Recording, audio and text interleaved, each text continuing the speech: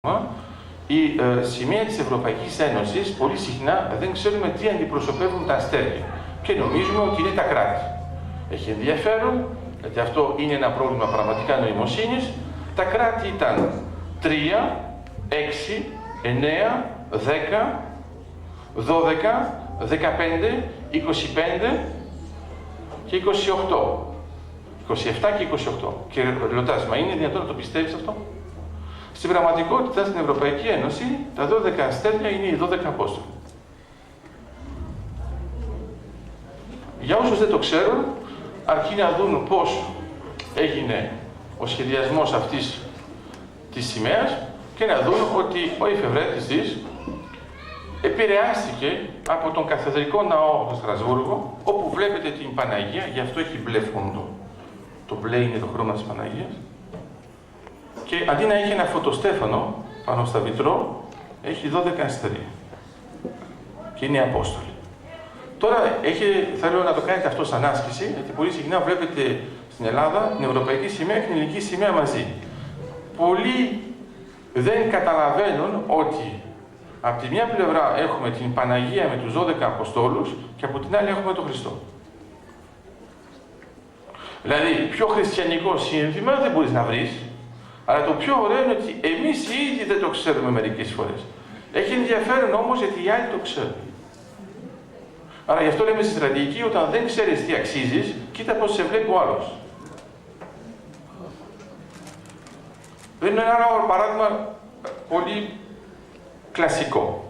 Η Αυστρία, για να χαιρετήσει την επέτειο της νίκης κατά των Οθωμανών, εφήβρε το κρουασάν. Το κρουασάν σημαίνει ημισέλινος. Άρα έφτιαξαν ένα γλυκό για να γιορτάσουν ότι τα κατάφεραν στη δεύτερη περιοδιακή της Βιέννης. Έχει ενδιαφέρον, γιατί εμείς στην Ελλάδα νομίζουμε ότι το κρουασάν μπορεί να είναι και μακρουλό. Εμείς τα λέμε όλα κρουασάν. Το κρουασάν είναι μόνο αυτό που είναι ημισέλινος. Έχει ενδιαφέρον, γιατί εσείς μπορεί να μην το ξέρετε, αλλά άμα πάτε σε μια διαπραγμάτευση, οι άλλοι δεν το τρώνε. Να το ξέρετε εσείς, γιατί σας προτείνω κάπου να έχετε και κρουασάν έτσι. Για να δείξετε, ας πούμε, ότι δεν ξεχνάτε. Τι εννοώ με αυτό? Μερικές φορές αυτά τα σύμβολα που είναι πολύ απλά τα ξεχνάμε και δεν καταλαβαίνουμε τι σημαίνει. Στην πραγματικότητα, άλλοι δεν τα ξεχνάνε και ξέρουν ακριβώς τι σημαίνει. Αυτό που έχει σημασία για την Κωνσταντινούπολη είναι το εξής. Πρώτα απ' όλα έχετε δει δικέφαλος ο αητός. Για όσους δεν το έχουν σκεφτεί ποτέ γιατί είναι δικέφαλος ο αητός, στην πραγματικότητα οφείλεται σε αυτή την διπλή γωνία. Θυμάστε ότι οι πόντιοι έχουν μονοκέφαλο, γιατί έχουμε και πόντιους μετά. Άρα οι πόντιοι έχουν μονοκέφαλο γιατί κοιτάζουν την Κωνσταντινούπολη. Ένα άλλο που ξεχνάμε είναι ότι βλέπετε ότι αυτοί κοιτάζουν από τις δύο πλευρές. Οι πόντιοι κοιτάζουν από τη μια πλευρά και ο Κολοκοτρώνης όταν τον πείραζαν οι Έλληνες έλεγε «Εγώ δίνω αναφορά μόνο στην πόλη». Πιο δυνατά λίγο, δεν ακούγεστε. Ναι, έρχομαι. Άρα, λέω ότι όταν ενοχλούσαν τον Κολοκοτρώνη, έλεγε ότι εγώ δίνω αναφορά μόνο στην πόλη. Ένα άλλο που είναι πολύ σημαντικό, είπατε διάφορα χαρακτηριστικά της πόλης, αλλά το πιο σημαντικό για μένα είναι ότι η πόλη είναι η μόνη πόλη που λέγεται πόλη για μας. Αυτό είναι τεράστια σημασία, γιατί όλα τα λέμε, πάμε στην πόλη κλπ. Έχουμε και τη χώρα, μεγάλη χώρα, μικρή χώρα, μικρότερη. Αλλά η πόλη, με το ήτα, είναι μόνο μία. Άμα το σκεφτείτε ορθολογικά ότι μετά από τόσα χρόνια συνεχίζουμε να λέμε ακριβώς το ίδιο, έχει ενδιαφέρον γιατί εδώ βλέπετε το διαχρονικό στοιχείο του ελληνισμού. Δηλαδή, παρόλο που υπάρχει αυτό, το θεωρούμε ότι είναι η συνέχεια. Αυτό σημαίνει τι πρακτικά? Σημαίνει ότι ουσιαστικά, αν δεν το σχεδιάζουν μερικοί και δεν το συνειδητοποιούν, θα το συνειδητοποιήσουν τώρα, σημαίνει πρακτικά ότι θεωρούμε ότι είναι κατεχόμενο. Υπάρχει μια μεγάλη διαφορά από το αρισμόνητες πατρίδες, χαμένες πατρίδες και κατεχόμενο. Αν κάποιος σας πει τώρα ότι υπάρχει ελεύθερη Θράκη και κατεχόμενη Θράκη, Για να μην μπερδευόμαστε, αυτό θα το ονομάζουμε τα μεγάλα κατεχόμενα και τα κατεχόμενα που έχουμε στην Κύπρο είναι τα μικρά κατεχόμενα. Όταν μιλάμε για τα μικρά κατεχόμενα, όλοι καταλαβαίνουν ότι αυτό λέγεται κατεχόμενα. Δεν λέμε αλυσμόνητες πατρίδες. Το ερώτημα είναι γιατί κάνουμε αυτή τη διαφορά. Θα μου πείτε είναι λογικό, το ένα είναι εδώ και αιώνες, το άλλο είναι εδώ και δεκαετίες. Να θυμάστε ότι ό,τι ξεκινάει τελειώνει. Επανέρχομαι λοιπόν πριν 200 χρόνια. Πριν 200 χρόνια οι δικοί μας αποφάσισαν, ξέρετε αυτοί που δεν ξέρουν από τα πολλά σοβαρά πράγματα, ότι θα βάζουν πιέτες στις φουστανέλες. Έχει ενδιαφέρον, γιατί στην πραγματικότητα είναι ένα σύστημα μέτρησης. Προς το τέλος της κατοχής, και έχει ενδιαφέρον όταν μετατρέπεται την τουρκοκρατία σε κατοχή. Προς το τέλος της κατοχής, όταν βάζετε πιέτες πάνω στη φουστανέλα σας, είναι ότι λέτε, εντάξει, φτάνει τώρα, και τώρα αρχίζουμε να μετράμε από το τέλος. Αυτό θέλει να πει ότι βάζουμε μια παρένθεση. Και λέμε, υπήρχε αρχική παρένθεση, εντάξει, έγινε, τώρα βάζουμε μια παρένθεση, δεν ξέρουμε ακριβώς πού να την τοποθετήσουμε και για να μην μπερδευόμαστε, κάθε χρόνο βάζουμε και μια πιέτα. Αυτό λοιπόν το κάνει ένας λαός όταν ετοιμάζεται να απελευθερωθεί. Δεν το κάνει πριν. Πριν υπήρχαν διάφορες τάσεις, μπουλούκια, σκέρια, διάφοροι που έλεγαν κάτι. Δεν υπήρχε όμως μια συγκρότηση. Δεν υπήρχε μια στρατηγική. Όταν έρχεται ο Θόδωρος Κολοκοτρώνης, λέει, εντάξει παιδιά, η κλεφτουριά καλό είναι, αλλά είναι για μερικούς. Από εκεί είναι καλό, από εκεί είναι καλό, αλλά το θέμα είναι πώς θα το κάνουμε μαζί. Άρα ο Κολοκοτρώνης δεν έψαξε, βρήκε και έφτιαξε αυτούς που είχε ανάγκη για να γίνει αυτό το όραμα που φαινόταν εντελώς αδιανόητο πριν και μια ουτοπία, μια πραγματικότητα. Έχει ενδιαφέρον γιατί μετά από 200 χρόνια εμείς θεωρούμε ότι εντάξει είναι αυτονόητο. Το θέμα είναι ότι τότε δεν ήταν τίποτα το αυτονόητο. Για να καταλάβετε. Ελπίζω να κάνετε μια εκδήλωση και γι' αυτό. 14 Σεπτεμβρίου φέτος θα γιορτάσουμε τα 200 χρόνια της φιλικής εταιρείας. Θέλω να σκεφτείτε κάτι. Φανταστείτε λοιπόν ότι είσαστε τώρα το 1814,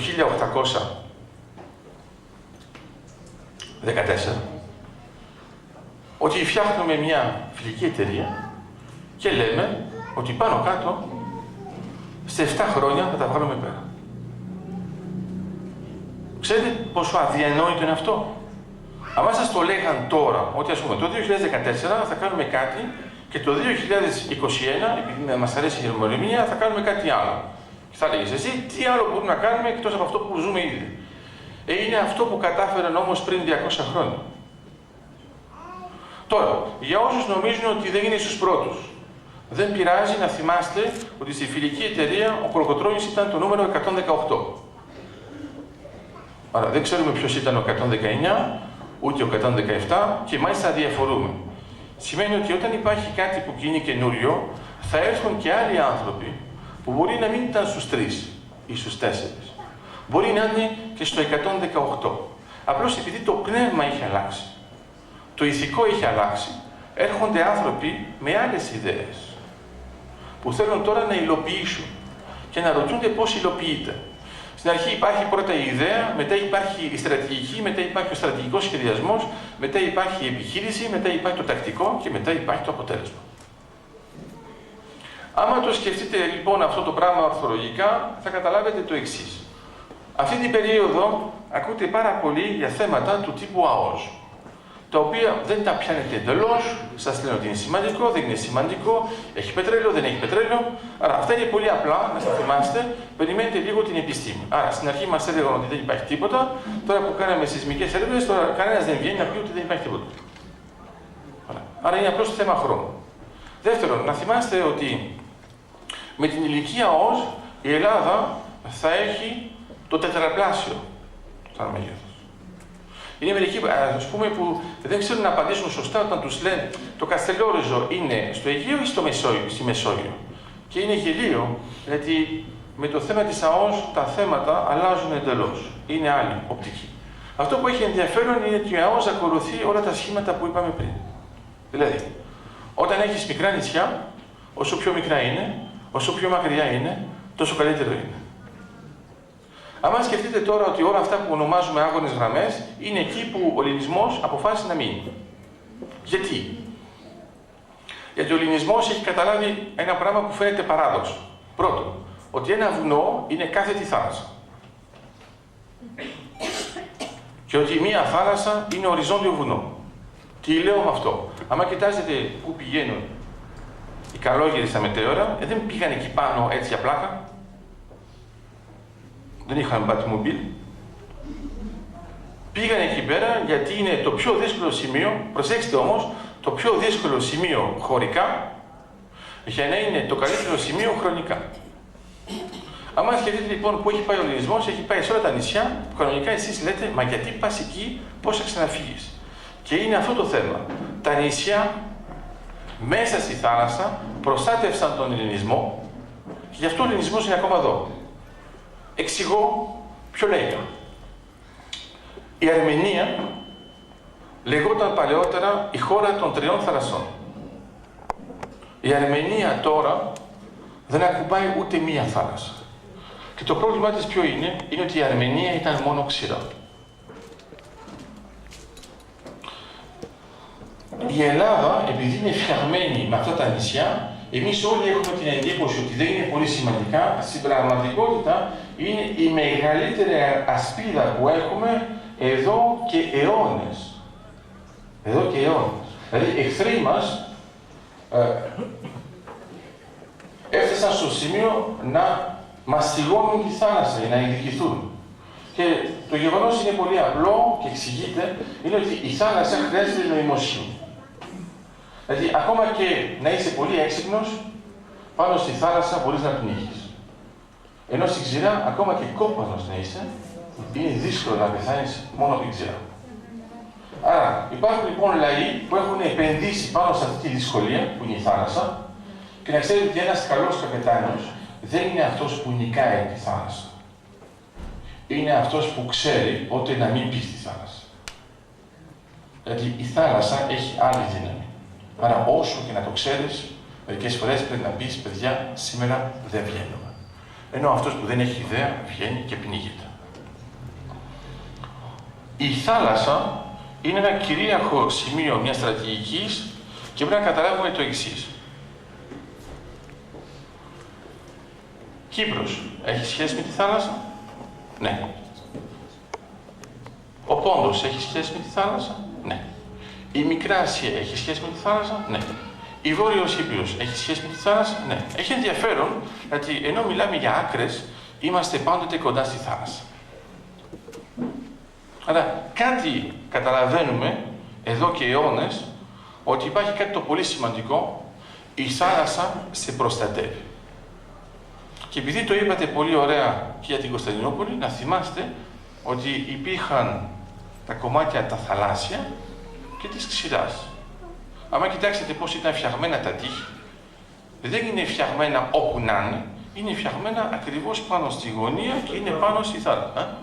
Στο μικρόφωνο. Και είναι πάνω στη θάλασσα. Άρα, στην πραγματικότητα, όταν είμαστε της μιζέριας, νομίζουμε ότι ζούμε στην άκρη της γης. Ενώ όταν είμαστε της εμβέλειας, ξέρουμε ότι ζούμε δίπλα στη θάλασσα. Ο ελληνισμός εδώ και αιώνες ζει δίπλα στη θάλασσα, ονομαζόταν ήδη ο λαός της θάλασσας από τους αρχαίους Αιγύπτιους. Να θυμάστε ότι οι αρχαίοι Αιγύπτιοι μας ονόμαζαν ο λαός που δεν έχει άσπρα μαλλιά. Θεωρούσαν ότι είμαστε πολύ νέοι σε σχέση με αυτούς. Και έχει ενδιαφέρον, γιατί άμα το σκεφτείτε, η εμβέλεια που επέκτησε ο ελληνισμός είναι άλλων διαστάσεων. Το βλέπετε από τα μαθηματικά, το βλέπετε από τη στρατηγική, το βλέπετε από όλα αυτά που έχουν εφαρμοστεί σε παγκόσμιο επίπεδο. Τι θέλω να σας πω με όλα αυτά τα λόγια? Όλα αυτά που βλέπετε εδώ, το Χριστό, την Παναγία, τα σύμβολα, τα αναμνηστικά. Αυτό εδώ να ξέρετε, θα πρέπει να το αλλάξετε.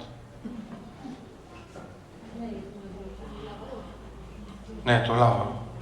Αυτό εδώ. Αυτό είναι μια χαρά. Αυτό θα το αλλάξετε.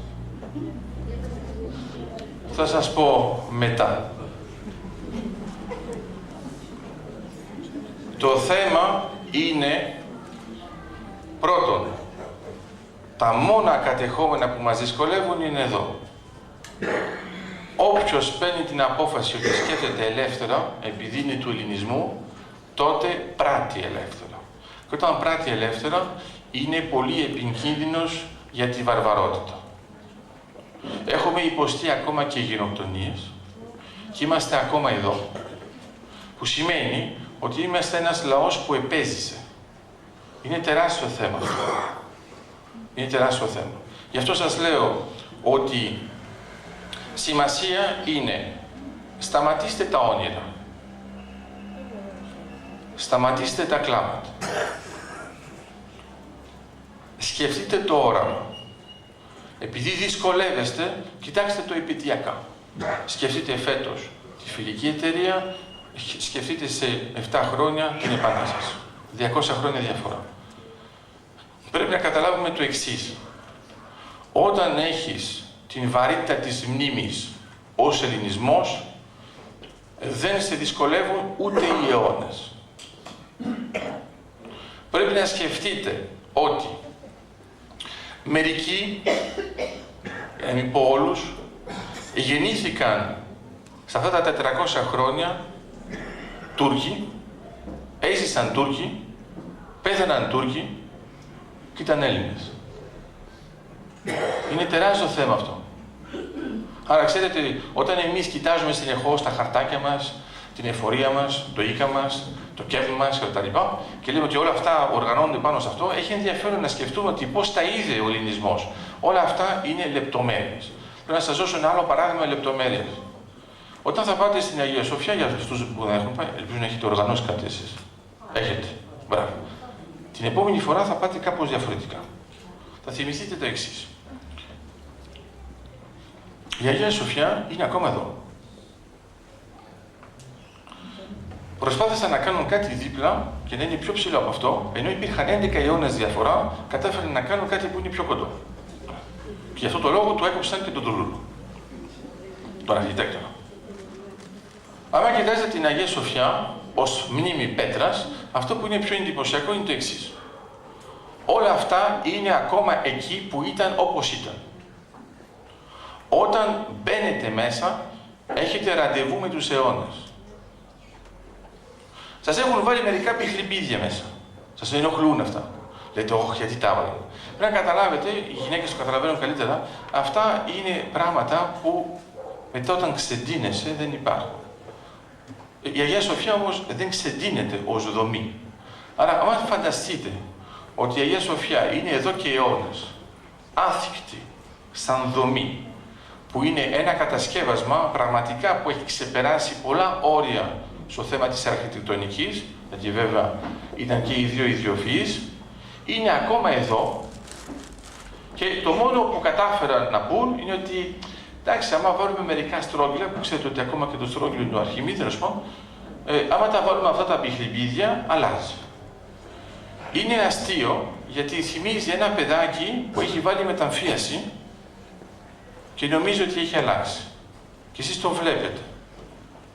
Και λες, πότε θα βγάλεις τη μάσκα σου. Άρα, πρέπει ο ελληνισμός να σκεφτεί το εξής.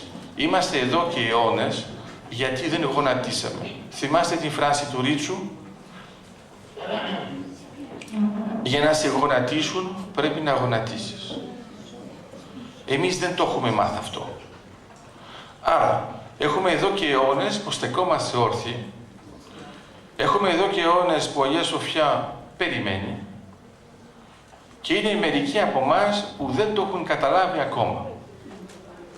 Άρα, να ξέρετε, γιατί είναι καλό να προετοιμαστείτε, ότι το σκεφτόμαστε. Και θα μου πείτε, τι είναι μια σκέψη. Είναι το πάνω.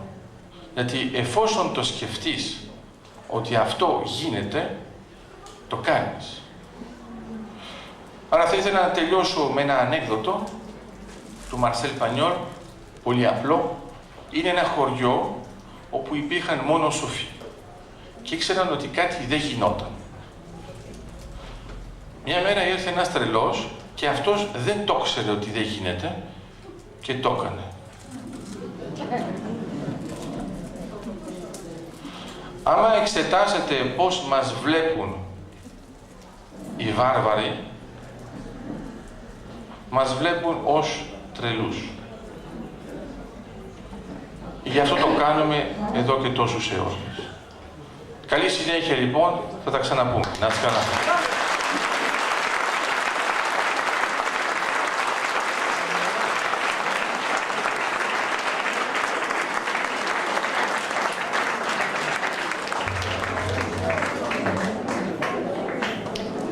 Ο κύριος καθηγητής μας τόνωσε την εθνική μας αυτοπεποίθηση και από αυτό πάσχουμε νομίζω.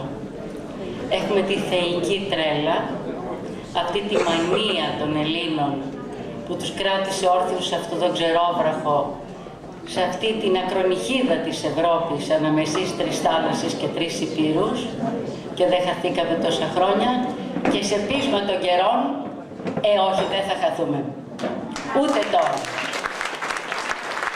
Βεβαίως θα κουραστούμε, βεβαίως θα ταλαιπωρηθούμε, αλλά αντέξαμε 400 χρόνια και δεν σβήσαμε. Και όπως είπε ο κύριος καθηγητής, και αυτό μας έδωσε πολύ εφορία απόψε και δεν το ήξερα, Πάτερ Γιώργη, καλώς ήλθατε. Τα νησιά, τελικά η θάλασσα θα μας σώσει πάλι. Είχε δίκιο ο Θεμιστοκλής και όλοι όσοι αγαπούσαν τη θάλασσα και δεν χρειάζεται να έχουμε τις παιδιάδες ούτε της Πολωνίας, ούτε της Γερμανίας, ούτε της Γαλλίας, ούτε της Κεντρικής Ευρώπης. Καλά είναι τα νησάκια μας. Σας ευχαριστούμε μέσα από την καρδιά μας. Παρακαλώ, όποιος θέλει να ρωτήσει τον κύριο καθηγητή κάτι, είναι στη διάθεσή του νομίζω. Βεβαίως μπορεί ως το πρωί ο άνθρωπος να εξηγεί και να δίνει απαντήσεις. Κύριε καθηγητά, επιτρέψτε μου να κάνω μια ερώτηση. Ελάτε όμως εσείς στο βήμα για να σας ακούει ο κόσμος. Είπατε ότι αυτοί οι απέναντι στεριανοί ίσως μας φοβούνται περισσότερο εμάς, που είμαστε με τα νησάκια. Εμείς όμως βλέποντας κάτι χάρτες δικούς τους, τουριστικούς, που συμπεριλαμβάνουν και κάποια νησιά μας σε κάποια τετράγωνα εκεί πέρα με τα παράλια τα δικά τους, αυτό πρέπει να μας φοβήσει. Σχεδιάζουν κάτι. Η Θράκη μας κινδυνεύει. Η δικιά μας η ελληνική Θράκη, αυτό το κομματάκι που έχει απομείνει από τη Βόρεια και την Ανατολική. Παρακαλώ, βγάλτε μας αυτά τα άγχη.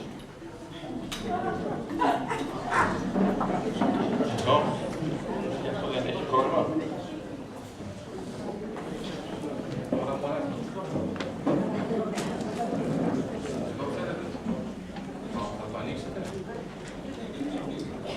Εσύ θα περιμένεις. Η κυρία δεν ήξερε ότι ο Λιγερός απαντάει με διάλυση.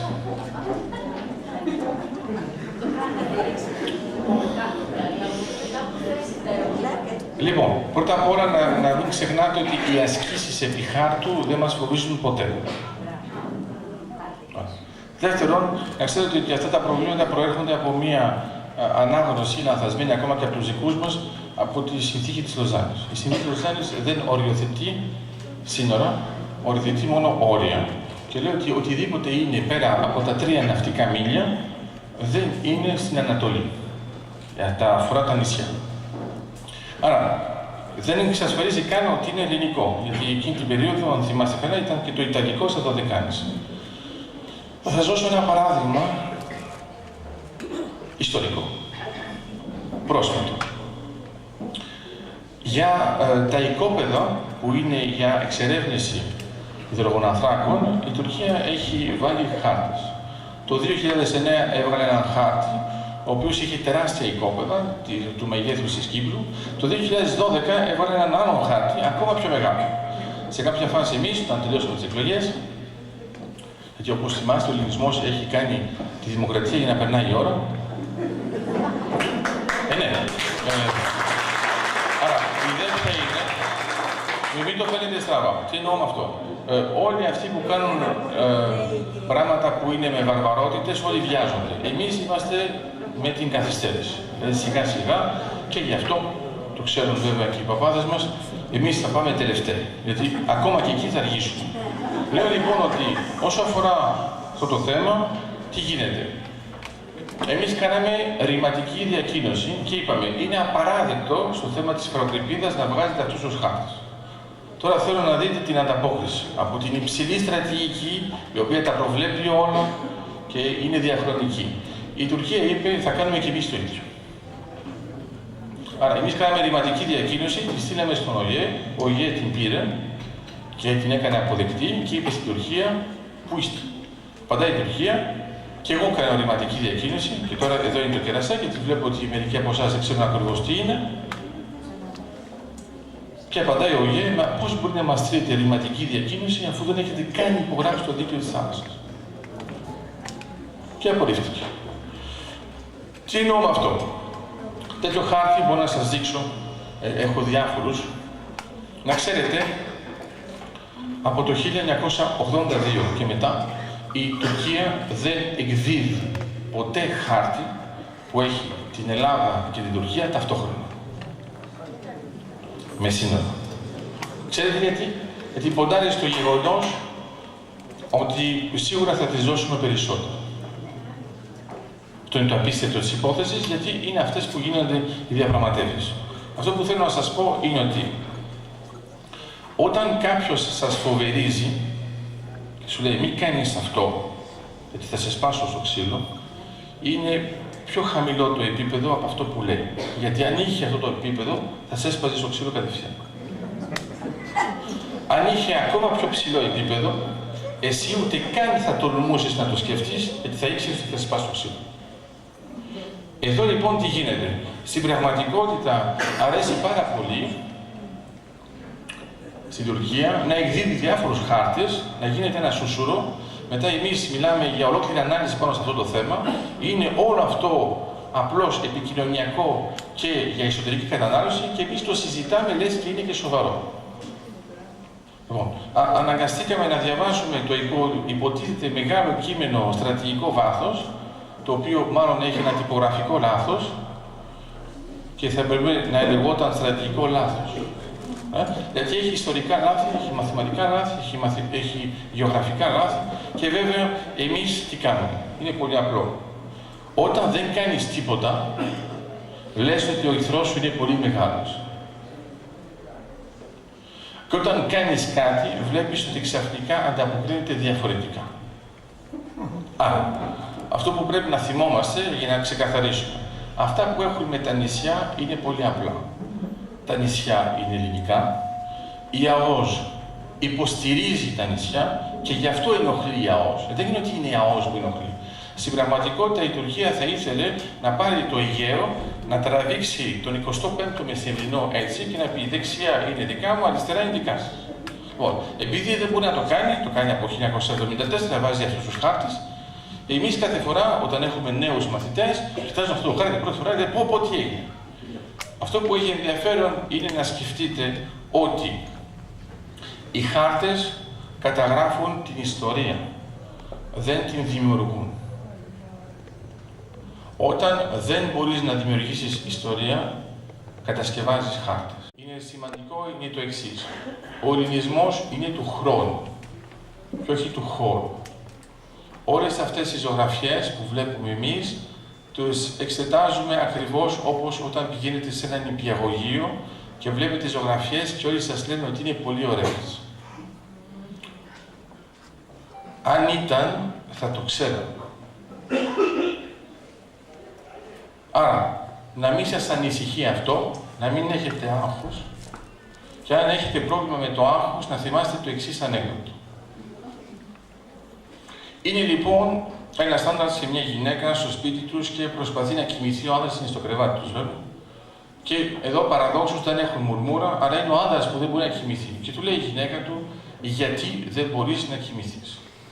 Και της εξηγεί ότι αυτός που είναι απέναντι, ο γείτονας, κοιτάζει το παράθυρο, του χρωστάω λεφτά.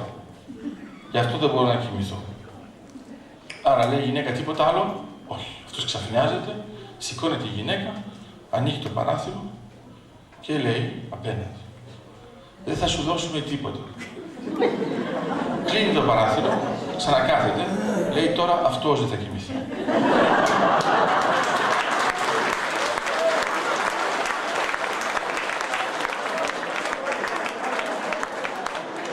Θα μας συμβουλεύατε να το κάνουμε και με την Ευρωπαϊκή Ένωση αυτό.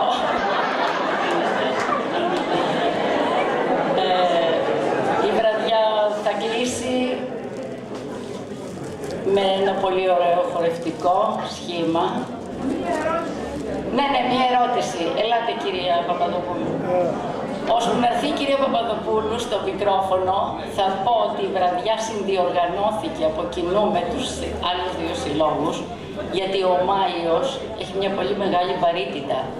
Πέραν της άλωσης της πόλης που έγινε το Μάιο, η γενοκτονία στον Πόντο άρχισε στις 19 Μαΐου το 19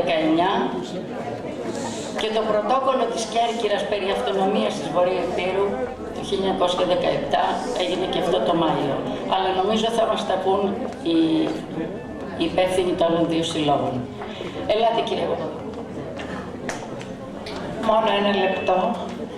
Να πω ότι συγκινήθηκα πάρα πολύ, με καταπλήξατε σε πολλά σημεία και ταυτόχρονα μπερδεύτηκα, προσπαθώντας για μια αυτογνωσία εθνική, θα μπορούσαμε να πούμε. Είπατε ότι η θάλασσα απαιτεί νοημοσύνη. Συμφωνούμε. Νομίζω ότι συμφωνείτε κι εσείς ότι απαιτεί και δημοκρατία, περισσότερη από ό,τι ήξερα. Πώς γίνεται εμείς να είμαστε ένας λαός που τη δημοκρατία τη φτιάξαμε για να περνάει η ώρα, αλλά ταυτόχρονα δεν είμαστε η δημοκρατία, γιατί είμαστε η θάλασσα. Και δεν μπορεί στη θάλασσα, στη στεριά υπάρχει εκεί ο Τσιφλικάς, υπάρχει αυτός που σου λέει κάνει αυτό. Στη θάλασσα δεν μπορεί, ο καπετάνιος και ο τελευταίος είναι το ίδιο μέσα στη θάλασσα. Πώς μπορεί να είμαστε ταυτόχρονα η γωνία που στηρίζουμε και ταυτόχρονα να νιώθουμε, να είμαστε δηλαδή, αν δούμε και από την πλευρά ότι να είμαστε πώς μας βλέπουν οι άλλοι, ταυτόχρονα να λένε οι άλλοι, να είμαστε αντικείμενα θαυμασμού, να λένε οι άλλοι Έλληνας είναι, θαυμάστε τον, και ταυτόχρονα Έλληνας είναι ικτήρατέ τον, και ταυτόχρονα Έλληνας είναι, ταξινεμήστε τον αν μπορείτε. Αυτό το μπερδεμένο πράγμα μπορεί να είναι γωνία. Ένα πράγμα τόσο μπερδεμένο μπορεί να στηρίζει. Είναι παιχνίδι.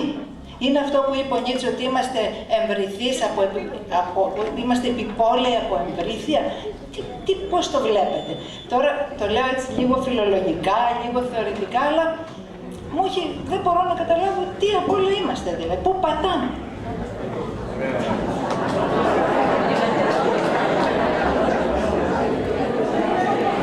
Αν πεις ότι φταίω εγώ,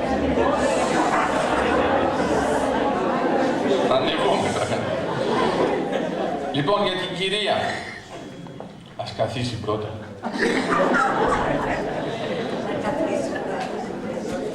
Θα σας δώσω ένα παράδειγμα πολύ απλό για να καταλάβετε τα προβλήματα της γωνίας.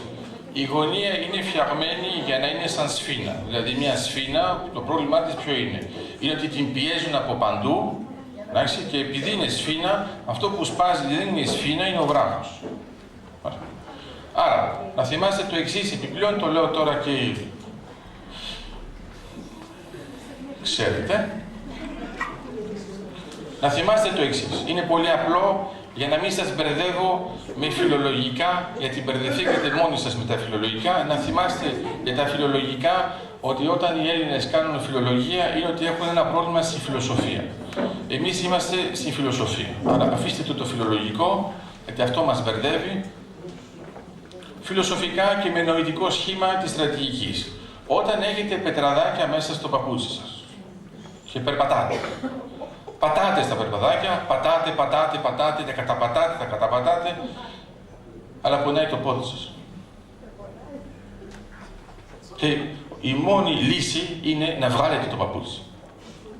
Λοιπόν, έχουμε αιώνες, για να μην πω χιλιετίες, που εμείς είμαστε τα πετραδάκια της περιοχής. Έχουν έρθει πολλά ποδάρια. Έχουν έρθει πολλοί να πατήσουν και έχουν φύγει πολλοί γιατί πονούσαν τα πόδια. Ένα σχήμα λίγο πιο ανορθόδοξο όσο αφορά την φιλοσοφία, αλλά πιο στρατηγικό, είναι το εξής. Αυτό που σας μπερδεύει είναι το εξής. Ξέρετε, όταν φτιάχνετε μια γέφυρα, οι πέτρες της γέφυρας είναι πάνω από το κενό. Και λες, μα από πού να κρατηθούμε? Και δεν έχεις καταλάβει ότι είμαστε η γέφυρα. Ο ελληνισμός είναι μια γέφυρα μεταξύ του παρελθόντος και του μέλλοντος. Πρέπει να καταλάβετε λίγο πιο αφαιρετικά ακόμα ότι εμείς έχουμε ένα παρελθόν που αγγίζει το μέλλον. Είναι τεράστιο θέμα.